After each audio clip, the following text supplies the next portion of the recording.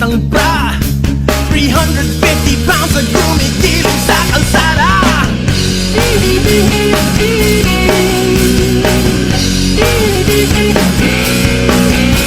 Pag siya'y ngumiti, hirap ang facial muscles niya. Kahit di ko nakikita, love na love kong cheekbones niya.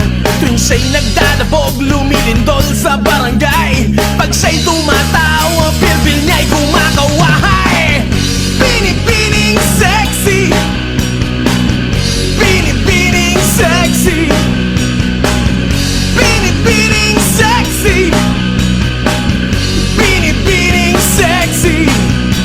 Eh ano ngayon, kung mataba siya, mas masarap daw magmahal ng babaeng lumba-lumba. Eh ano ngayon, kung mabigat siya, imbis na tawaging baboy, pork chop, lechon, baka, palyena, scissors, more over, there's more to love. More to love. Ay!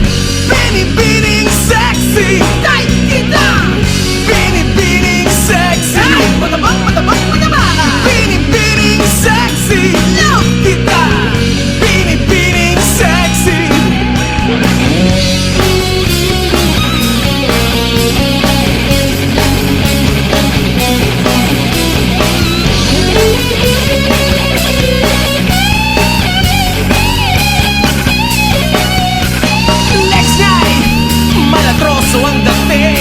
Pamatay ng dalag, pwedeng paddle sa hazing. Sa lawal niya'y pwedeng trapal pag may libing.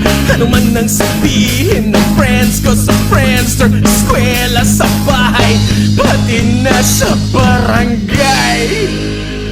Wala na bang karapatang ma-in love ang ubod ng taba?